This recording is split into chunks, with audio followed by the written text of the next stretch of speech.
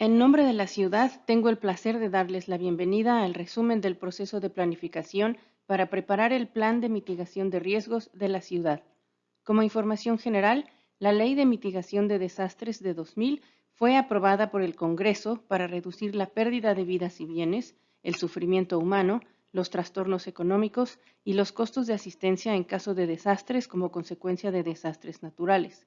Las catástrofes pueden causar la pérdida de vidas humanas, daños a edificios e infraestructuras y tener consecuencias devastadoras para el bienestar económico, social y medioambiental de una comunidad.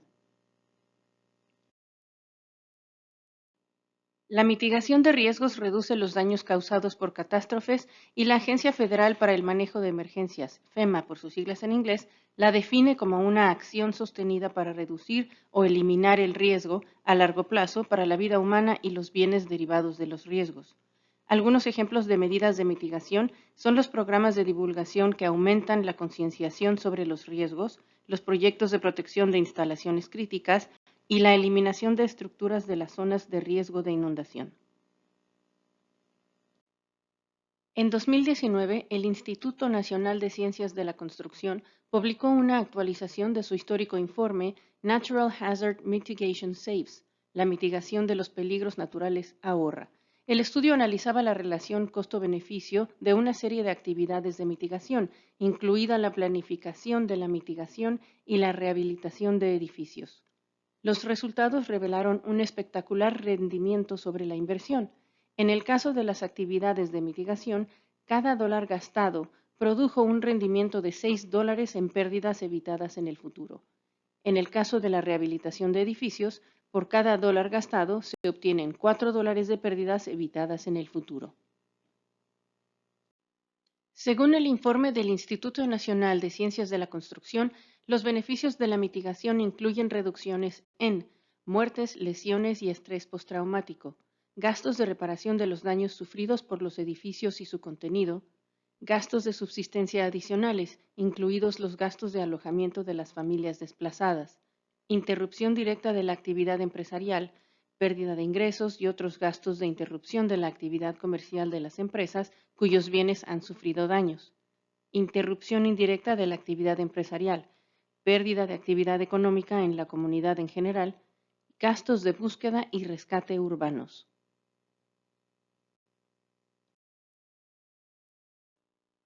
En 2023, la FEMA publicó nuevas normas relacionadas con la preparación de planes de mitigación de riesgos. Además de las normas anteriores de 2011, ahora se exige a las jurisdicciones que aborden el cambio climático y las repercusiones en los peligros naturales. Además, ahora hay normas que exigen un acercamiento específico a las comunidades desfavorecidas y a las poblaciones socialmente vulnerables. Los planes de mitigación son fundamentales para romper el ciclo de daños por catástrofes y reconstrucción.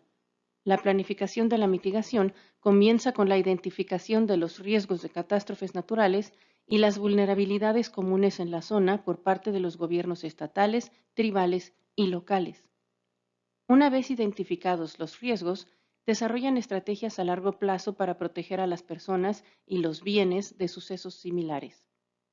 Los gobiernos locales pueden preparar un plan de mitigación y recibir fondos de mitigación a través de subvenciones federales y estatales, así como fondos tras una catástrofe grave. El propósito del resumen de hoy es presentar el proceso de planificación utilizado por la ciudad para preparar el plan de mitigación de riesgos. El Manual de Planificación de Mitigación Local de la FEMA de 2023 identifica un proceso de planificación con 4 pasos. El paso 1 es organizar el proceso de planificación y los recursos, que incluye la creación de un equipo de planificación para ayudar con la investigación y la escritura, así como el desarrollo de una estrategia de alcance comunitario. El paso 2 consiste en evaluar los riesgos y las capacidades, incluyendo una evaluación del riesgo y la vulnerabilidad, así como una revisión de la capacidad de la ciudad para responder y recuperarse de una catástrofe grave. El paso 3 consiste en desarrollar una estrategia de mitigación que incluya una lista exhaustiva de acciones y proyectos de mitigación. El paso 4 es adoptar e implementar el plan, que incluye una revisión formal por parte de la Oficina de Servicios de Emergencia del Gobernador de California, CalOS por sus siglas en inglés, y la FEMA, y la adopción por parte del Ayuntamiento. Este es el proceso de planificación de 4 pasos seguido por el equipo de planificación de la ciudad. La estrategia de divulgación comunitaria consta de 2 fases. La primera fase es anunciar el proceso de planificación, que incluye publicación de la encuesta sobre mitigación de riesgos, presentaciones en foros públicos, incluidos el ayuntamiento, las comisiones y los grupos de voluntarios de la ciudad, avisos públicos sobre el plan de mitigación de riesgos en el sitio web de la ciudad, Facebook, X e Instagram. Desarrollo y publicación del video general de mitigación de riesgos de hoy y desarrollo del borrador inicial del plan por parte del equipo de planificación. La segunda fase es la recopilación de información sobre el borrador del plan, que incluye invitar al público y a las partes interesadas a que den sus opiniones sobre el plan. Las partes interesadas exigidas por la FEMA son organismos reguladores locales y regionales, jurisdicciones vecinas, empresas, instituciones académicas y organizaciones comunitarias, organizaciones sin fines de lucro y comunitarias orientadas a comunidades desfavorecidas y poblaciones socialmente vulnerables. Las organizaciones comunitarias son los servicios vitales de una comunidad. Cuando son estables, permiten el funcionamiento de todos los demás aspectos de la sociedad. Los 7 servicios incluyen seguridad y protección, alimentación, agua y refugio, salud y asistencia médica, energía, incluidos electricidad y combustible, comunicaciones, transporte, materiales peligrosos. La identificación de riesgos con potencial de impacto significativo implicó la revisión de una serie de estudios y planes enfocados a los riesgos. El proceso de identificación de riesgos incluye la revisión de la lista de la FEMA de 18 riesgos que se recomienda tener en cuenta, el Plan Estatal de Mitigación de Riesgos de California, que incluye los principales riesgos de terremotos, inundaciones e incendios forestales, y el Plan de Mitigación de Riesgos del Condado de Los Ángeles, que identifica el cambio climático, la rotura de presas, los terremotos, las inundaciones, los deslizamientos de tierra, los tsunamis y los incendios forestales. El equipo de planificación también tuvo en cuenta los riesgos contemplados en el Plan General de la Ciudad y en el anterior Plan de Mitigación de Riesgos. Las capacidades de la ciudad se mencionaron en la diapositiva anterior. Uno de los requisitos de la FEMA es identificar las capacidades existentes para aumentar la resistencia. Además, el plan de mitigación debe identificar formas de ampliar las capacidades existentes. Las categorías de capacidad incluyen de planificación y reglamentación, administrativas y técnicas, financieras y educativas y de divulgación.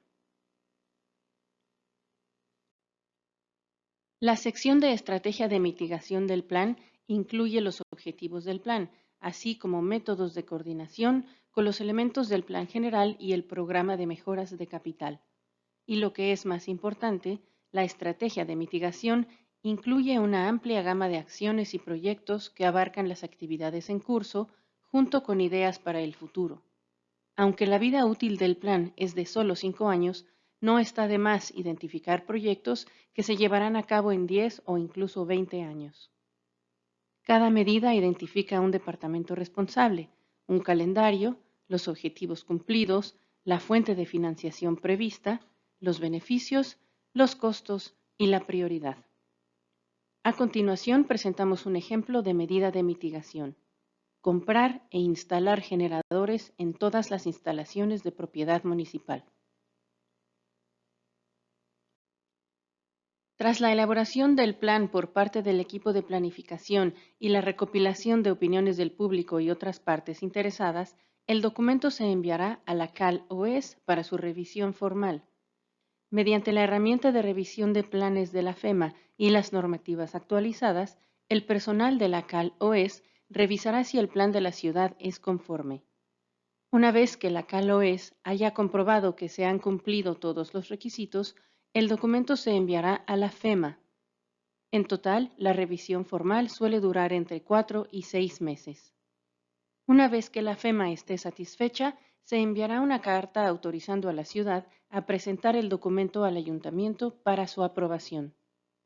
Cuando se reciba la prueba de adopción, la FEMA emitirá una carta de aprobación.